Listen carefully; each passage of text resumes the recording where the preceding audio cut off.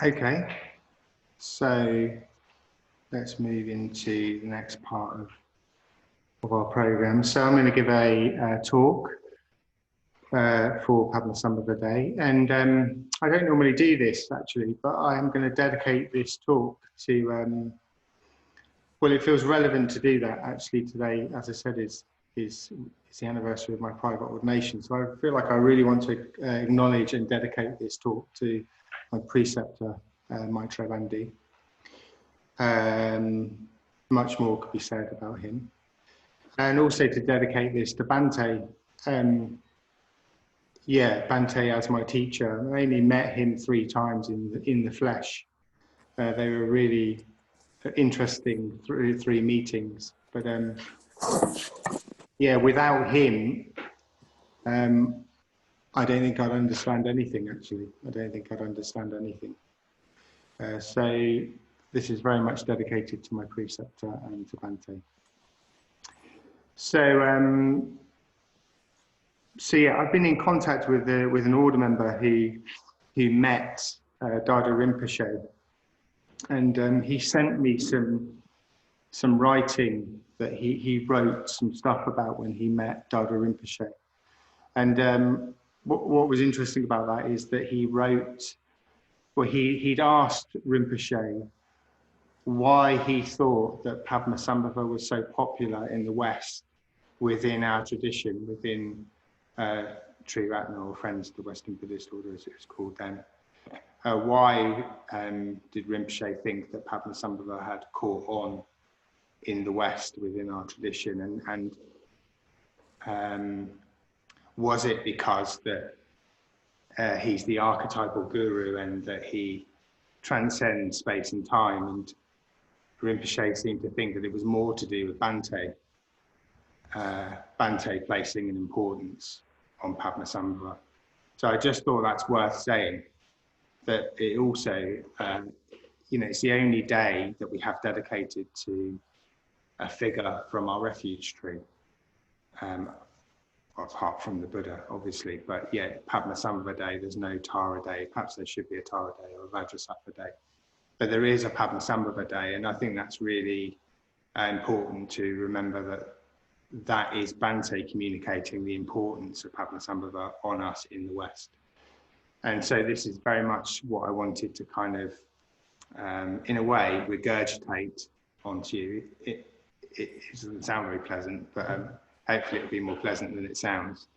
But I've listened to this talk that Bhante gave at the LBC a lot, actually, a lot in the last couple of weeks and a lot in the last couple of years. And I find it a really important talk for me as a Padmasambhava practitioner, but also as a Western Buddhist, and also,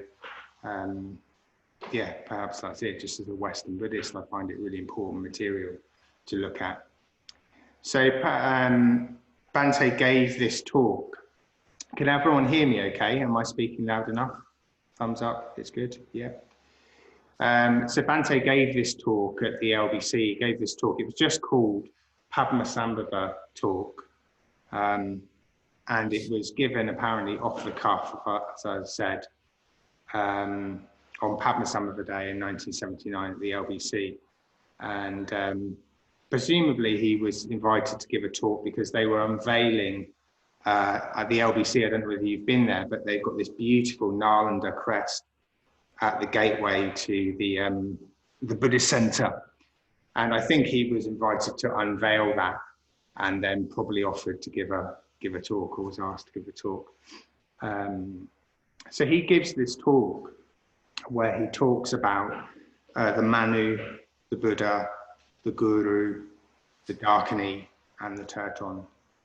And he talks about it, mainly he talks about it in the traditional sense of what they symbolize.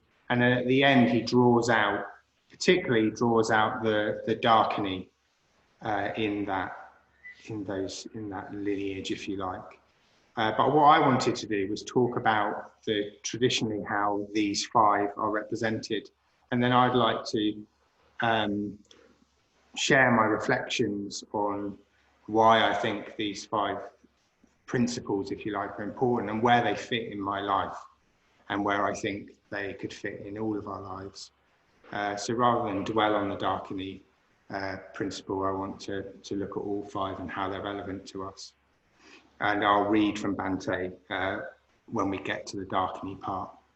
And then right at the end of the day, we're going to have something extra special happen. So in this talk, in this really funny talk, I think it's easy to not think that Bhante is funny. I mean, I find it funny, and there's 2 other people in this room who find it funny. So it's not just my peculiar sense of humour. But this is a really funny talk. At least the first 15 to 20 minutes are really, really funny. Bhante it really makes me chuckle. So it's well worth listening to this talk after Padmasambhava Day, just to see Bhante in stand-up mode. So yeah. So anyway, he talks about the Manu, and before I'd listened to this talk, I'd never heard of this term Manu. So a Manu is an ancient lawgiver.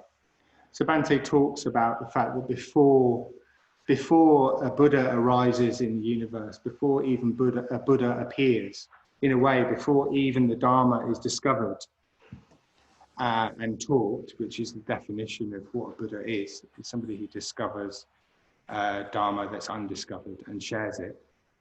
Before even that happens, there is the appearance of the Manu, who is, Bhante terms, the ancient lawgiver. And he talks about it in terms of the Manu creates culture. So the Manu basically organizes society. He doesn't really say much about what that means, but in reflecting on it, I've reflected that it must mean something like culture, an atmosphere that's congenial. But specifically, Bhante in his talk says that the Manu creates a context in which the spiritual life, the truly spiritual life, is possible. So that really is the definition of what a Manu does. A Manu comes before the Buddha and prepares the way for going for refuge, ultimately, for entering into the Dharma life. I'll say more about that later, how we can interpret that into our lives. So he talks about the Manu coming before the Buddha, paving the way, preparing people. He says that before you can have the Buddha, you need to have a society that is receptive to the Buddha. So that's really worth remembering. And then he says, as he moves into talking about the Buddha, he says it's no good having an organized society without the 3 jewels, which is also really, really relevant to our current times. I don't watch a lot of news, but the news I watch tells me that people are, to various degrees, slightly annoyed by society and the way society works. And I'm not criticizing that, but sometimes I get the sense that people want the ideal society, the perfect society even, but nothing is offered beyond that. And so in a way, Bhante picks this up in his talk and says it's no use having an ideal society, if you like, or a perfect society. What are you going to do when you get there? So what are we going to do when we have a perfect equality and everyone is equal? What are we going to do with our lives? That's really what I hear from Bhante. So this is where the Buddha comes in.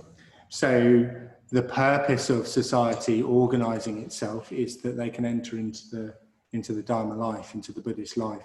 And that starts, as we know, as we've encountered, that starts with the Buddha. So he doesn't say much about the Buddha. We're all fairly comfortable and know pretty well who the Buddha is. But he defines him as, or defines a Buddha as somebody who arises in the world when there is no Dharma. So the technical definition of a Buddha is there is no Dharma, the Dharma is not known, and then a Buddha arises, finds that Dharma, discovers that Dharma, and teaches it. That is the technical definition of a Buddha. So he says that is what makes the difference. When people come into contact with the Buddha, then in a way the Manu has fulfilled his purpose, which is paving the way, preparing people, getting people ready to encounter the Buddha. And then Bhante moves on to talk about the Guru, and he's talking about the Guru on Padmasambhava Day. So he talks about Padmasambhava as Guru, as teacher. And this is where this is what really blows me away about this talk. Bhante says, and I remember a couple of years ago feeling quite shocked that he said this, but he said that I don't know whether he says the Buddha isn't enough, but he implies that the Buddha isn't enough. So he says that the Buddha gives a very general teaching, a very broad teaching. So he teaches the Four Noble Truths, the Eightfold Path. He teaches ethics, meditation, and wisdom. And we receive that teaching all these years later, 2,500 years later. We receive it in very broad and general terms, don't we? We like, if we're studying, or if we go on an introduction course, we're given those in very broad terms. So we might discuss the Four Noble Truths or the Eightfold Path. I just thought that was really interesting that Bhante uses those words, that the Buddha teaches in a very general and broad way. I think a couple of years ago I heard general as being a bit of a diss on the Buddha, that his teaching wasn't good enough or something. But it's more, I think, I've come to reflect that the Buddha is teaching to humanity. He's teaching to everyone. It breaks down a bit because also at the time of the Buddha, he's speaking to individuals sat in front of him. He's meeting with people one-on-one, presumably, addressing their concerns in their life.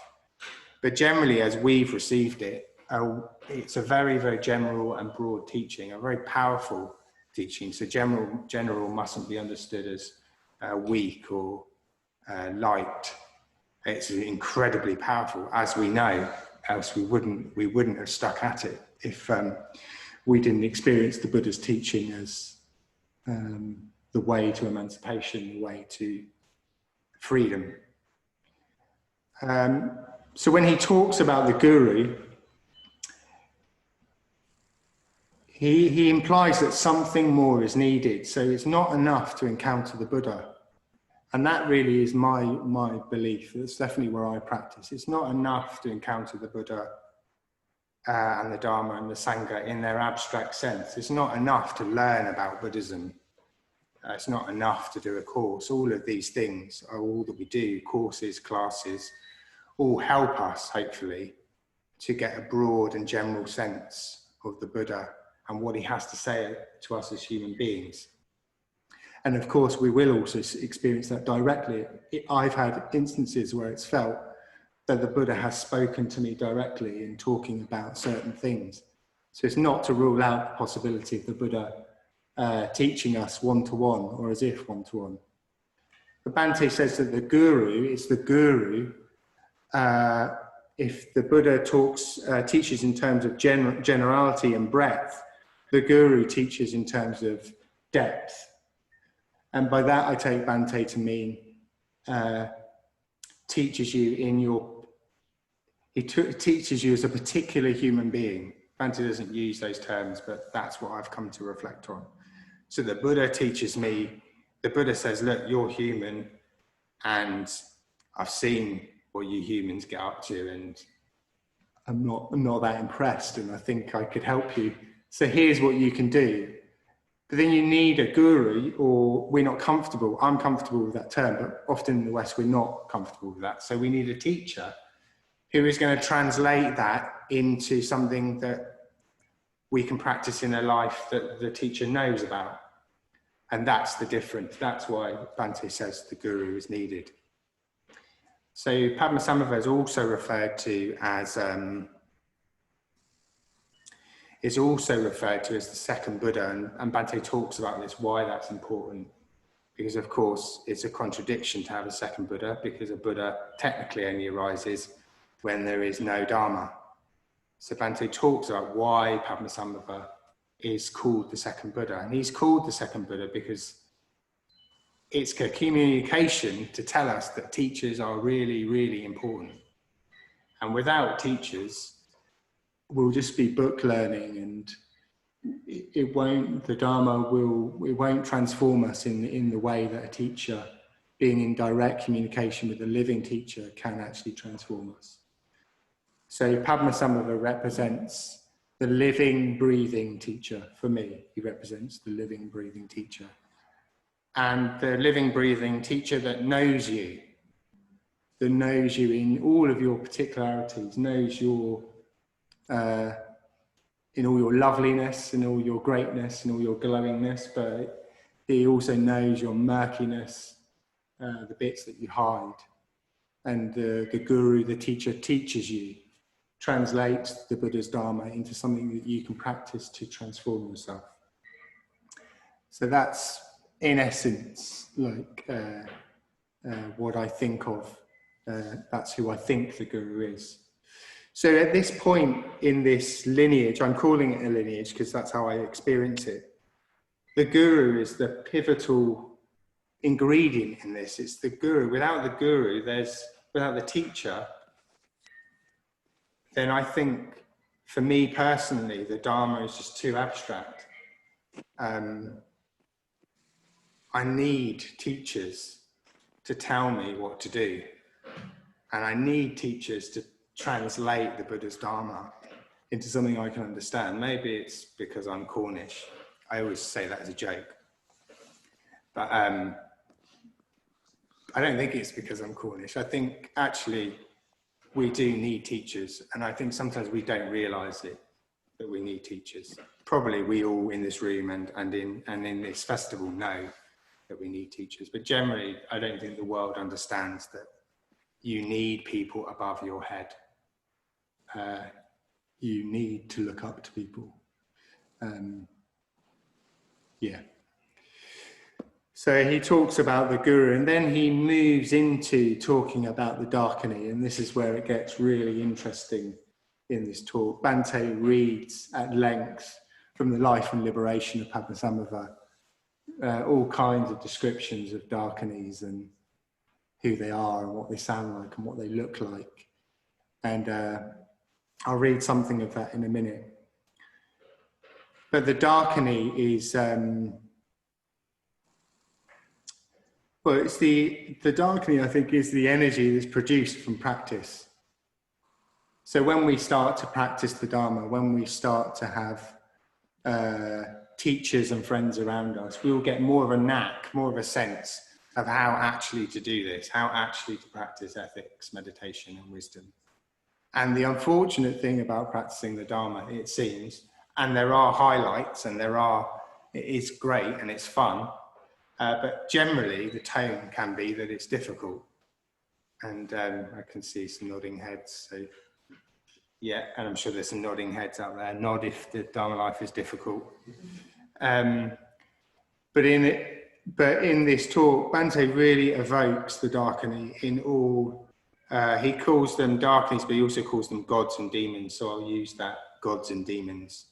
So he talks about the gods and demons in great detail. And they sound terrifying. And it's really true in my life, in practicing the Dharma for a while. I have noticed that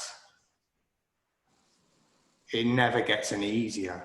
In fact, it seems to get more difficult, and also more lovely and more fun and more beautiful. But it definitely gets more difficult. And in a way, there seems to be more demons and darkness that seem to appear, energies that really resist coming onto the path, really aren't interested in going for refuge.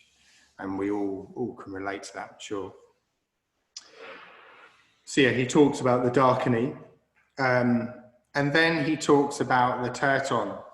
So the Terton is, well, the Terton finds termas. So termas are teachings that are hidden,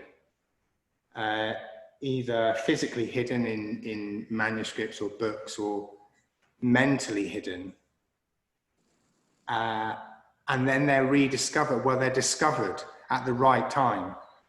So a terton is like a treasure finder. A terton finds Dharma treasure that's been hidden. So the most common example of this is that the Tibetan Book of the Dead is a Terma treasure. So the Tibetan Book of the Dead was hidden, we're told, by Padmasambhava, to be discovered at a later date when it would be needed. I can't remember who discovers it, but it's discovered. And if you discover that, if you discover a terma, you're a terton.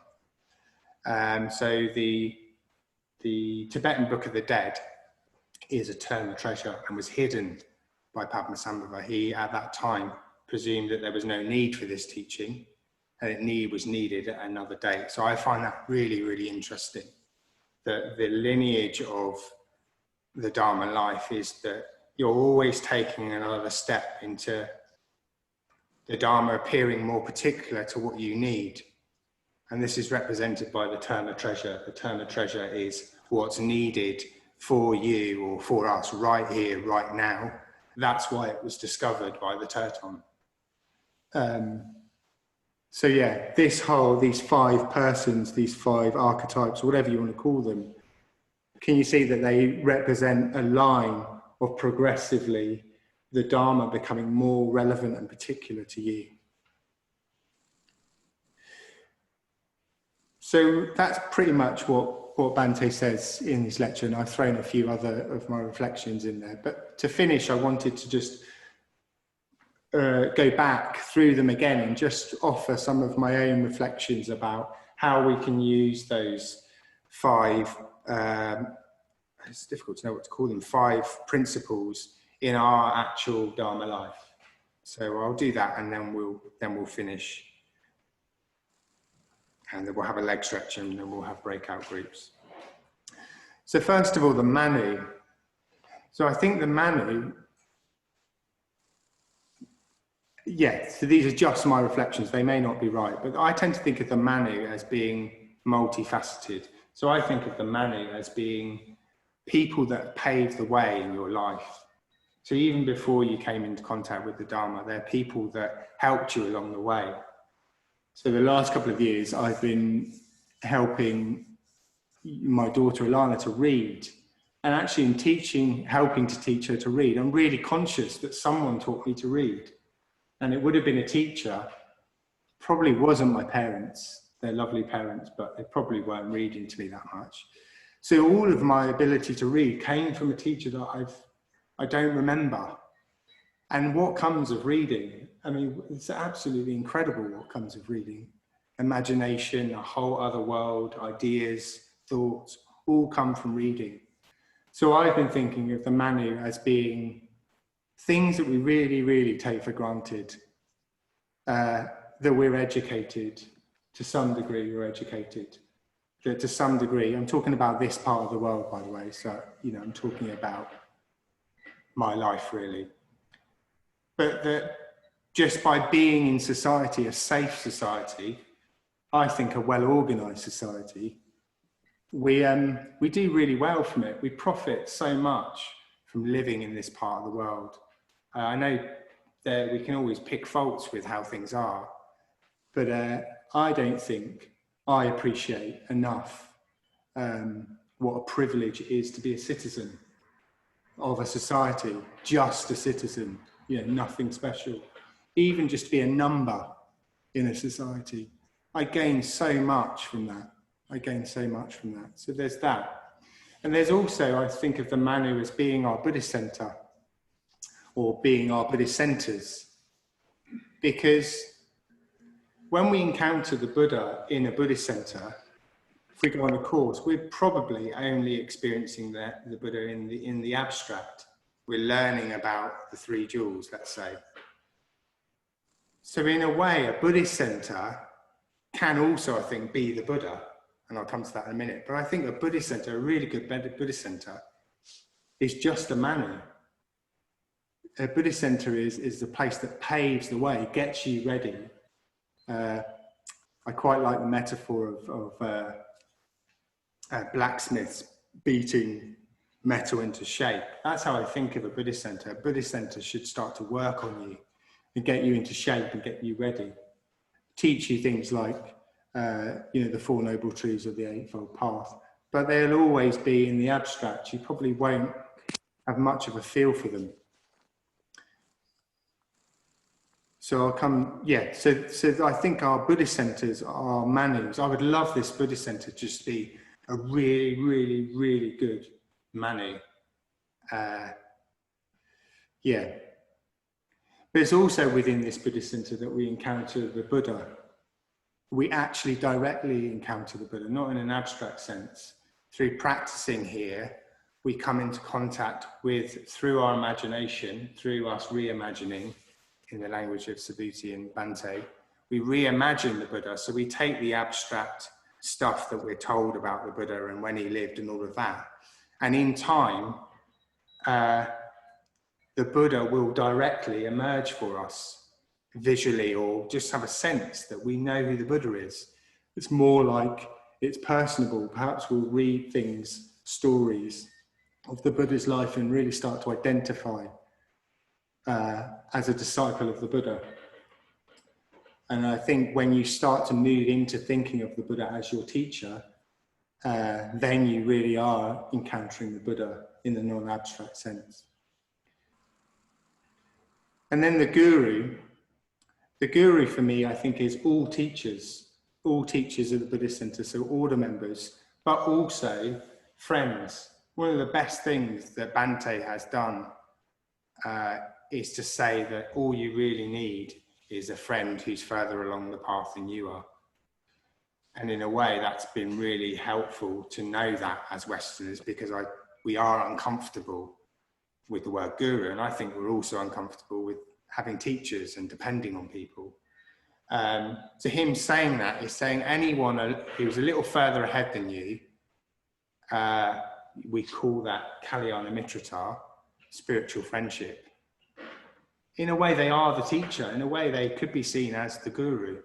In a way, when we're around our friends, our Dharma friends, we are around gurus to some extent. They can actually directly help us. They can say to us, if you're in chapter or if you're in a GFR group, they can say to you, look, I've observed that this keeps happening for you. Why don't you try this? And you might go away and try that, and it makes a massive difference. That's the same as Padmasambhava. That's the same of what Padmasambhava represents, which is transformation of your life.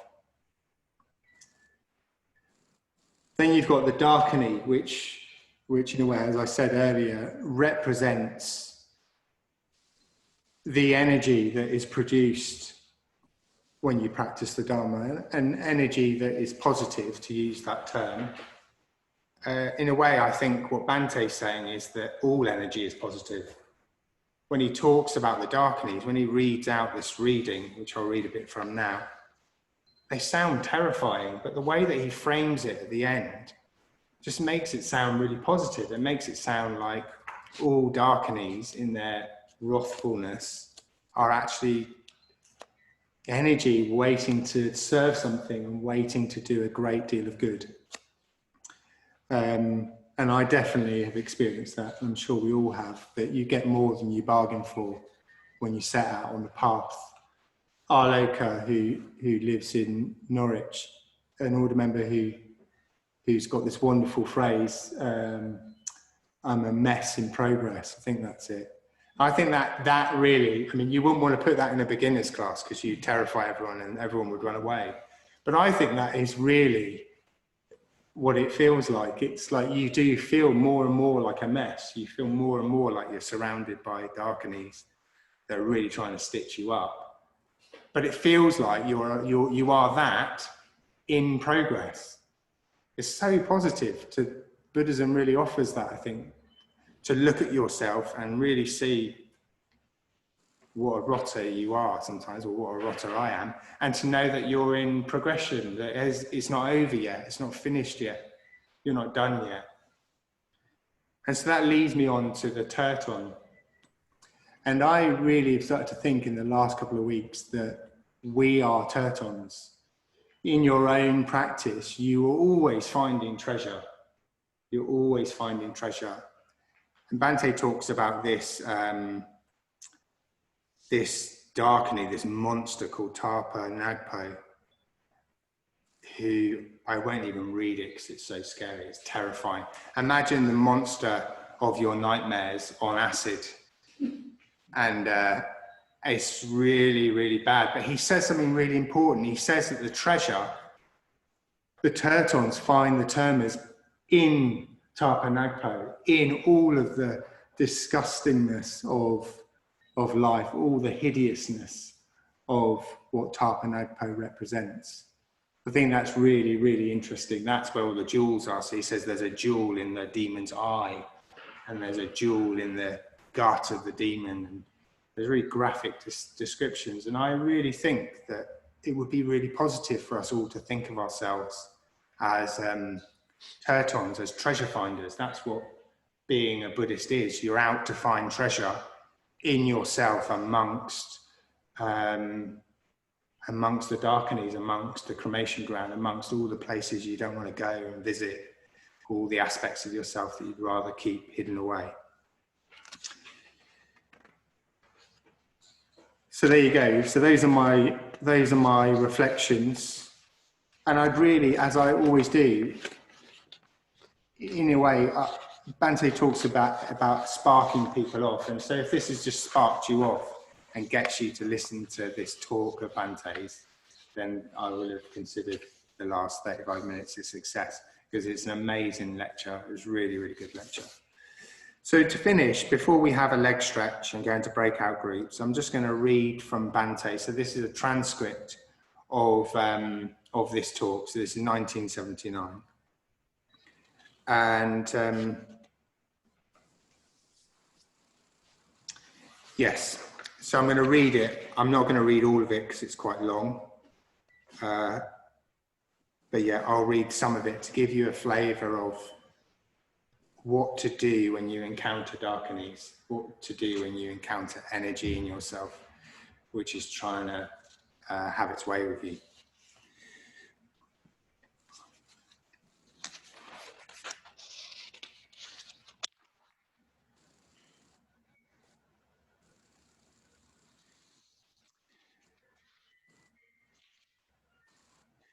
So what I'll do is I'll read a description of one of these darkanies. I'm not going to read the description of Tarpa Nagpo, but I'll read a description of one of these darkanies. Then I'm going to read what Bhante has to say about these darkanies.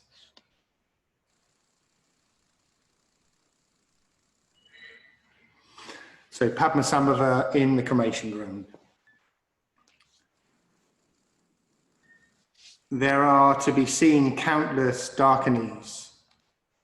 Some of them have eyes that dart out sun rays. Others give rise to thunderclaps and ride water buffaloes. Others hold sabres and have eyes which inflict harm. Others wear death's heads one above the other and ride tigers. Others wear corpses and ride lions. Others eat entrails and ride garudas. Others have flaming lances and ride jackals.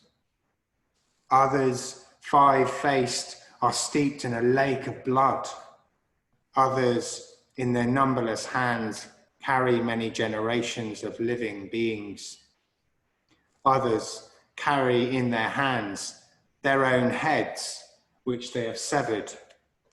And Bhante at this point says, well, some of you have probably done that. Others carry in their hands their own hearts, which they have torn out.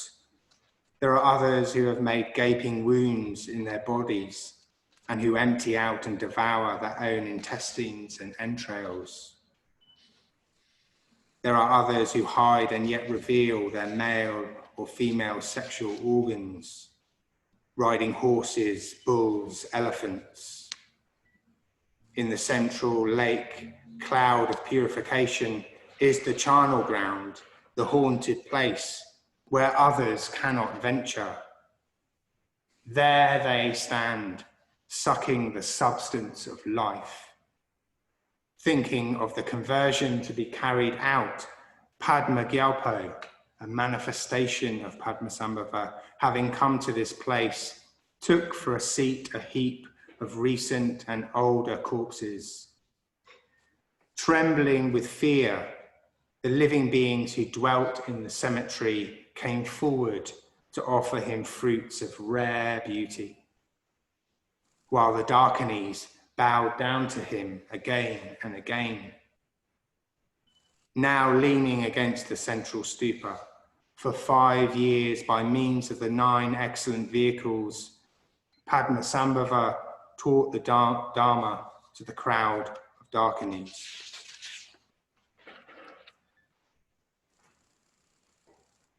So these are the sorts of beings that Padmasambhava subdued. So this is what Padmasambhava, this is what the Guru represents. He represents, well, the Dharma itself. He represents Buddhism itself. He represents, if you like, the Buddha himself. In this particular aspect of subduer of all these primordial energies and forces within us, in the depths of our own unconscious mind, so that they can be integrated with the purer, clearer energies of the spiritual life, so that our spiritual life, as I've said, is not just an anemic and pale and sort of watery thing, but pulsating with life and with energy. We're not to cut ourselves off from these forces, from these energies. We're not to disown them. We're to incorporate them and integrate them, which means, so to speak, subduing them.